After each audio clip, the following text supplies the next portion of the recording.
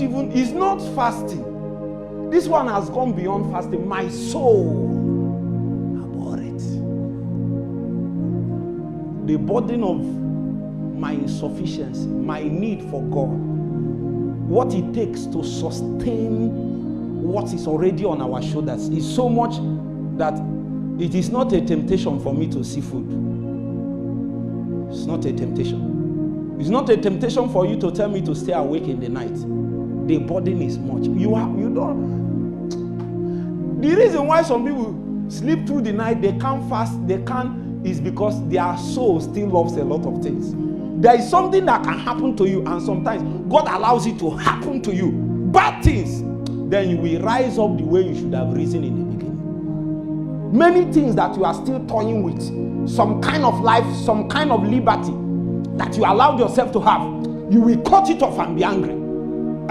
You will say, what has this thing done for me? You will go full length. See, let me tell you, for you to make certain measure of impact in things and destiny, you must decide to go full length.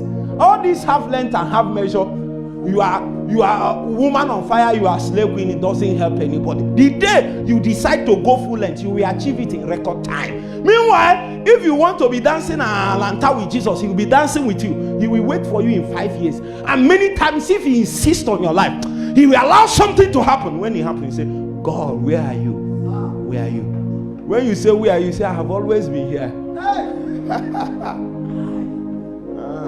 When he says he has always been here, you will lose taste. They won't tell you to stay awake in the night. The things that has happened to men, when they see food, they will say, oh, you don't know where my statement comes from. How has food helped my destiny? You are not with me. I was doing you service. Those days I will come to the family house. I will come from Assemblies of God and Sheke. When I come back from morning, sometimes I only sleep 1 hour, or I won't even sleep at all. I will go and teach my children. I'm 11. I go to Assemblies of God. I'll be praying, fasting, doing studies, all kinds of things. Once it's around 4 5, I will be praying, soak, and then I will be coming back. When I come, I will come with so much burden. They will say food. I say, what is food? Say food is a disturbance. They look at me and say, who is this guy? What is this guy feeling like? And that if people has not felt like that concerning you, you are not doing anything tangible. People must feel like, what is this guy feeling like? Whom do you think you are? Why are you feeling you are different? Why are you feeling you know or you are better than us? If people don't feel that way, you are not making impact from eternity into time. Something heavy will not be precipitated from your life. Men have to look at you and find out. No, they will decide that they don't want this your kind of own. They will be doing other things so that it will seem as if they too are busy with their own kind of thing. Just because they have seen that your measure of price and sacrifice and devotion to the demand of God upon your life is so much that they cannot even measure up to 10% of it. So they can use excuse and remove it. Meanwhile, focus. Focus. So when I told them that food is a burden, it's a disturbance, they felt, sometimes they even feel that you are proud, that you are, but you are just speaking from your realm. Where you are coming from, they are not sharing bread there. Where you are coming from, are you getting the point? There is a meal that you ate. Ooh, Skaba Sese Faika.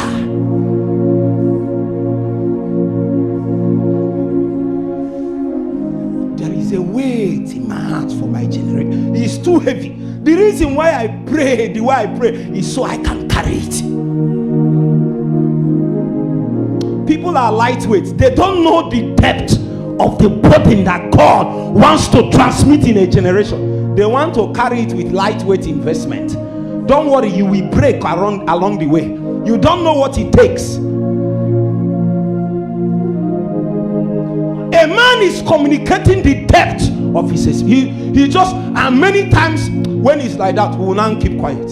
And if you keep quiet, it's another problem. But when you say food is a burden, where everybody is eating and then you say food is a burden, what are you trying? What do you mean? What are you trying to say? Are you trying to say? Don't try to say anything. Focus on Jesus. Angama, oh, Angama.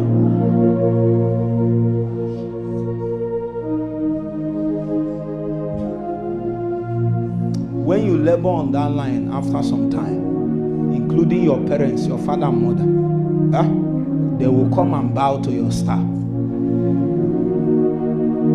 Like Joseph. What seemed as if it was suffering, God sent you ahead so that you can save your family. There is a danger coming. And he saw it. He sent you ahead. You passed through slavery. They sold you. But yet, God sent you ahead because of your brothers. You are a Joseph. You are a Joseph. You are a Joseph. Don't hold it against your brothers, your family.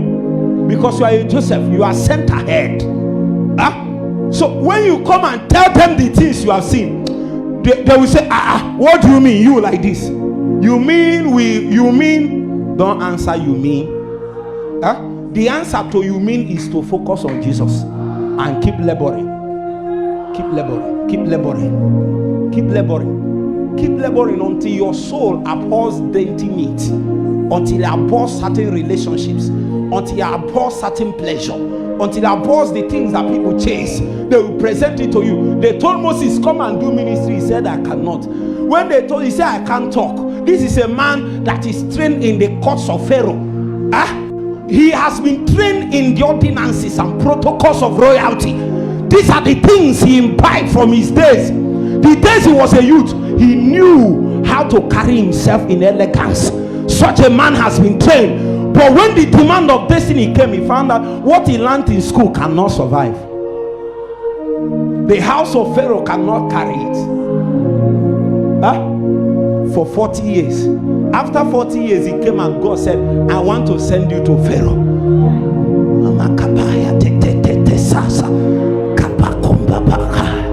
The men that will face Pharaoh are men that came out of the wilderness.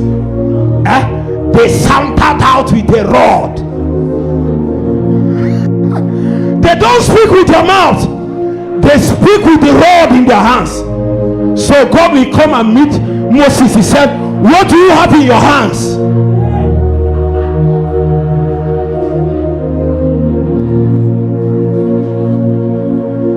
What do you have in your hands? For in the days of your wilderness, you learned how to wield the power that can divide the Red Sea. But men are not seeing it. But it doesn't matter. We will stay.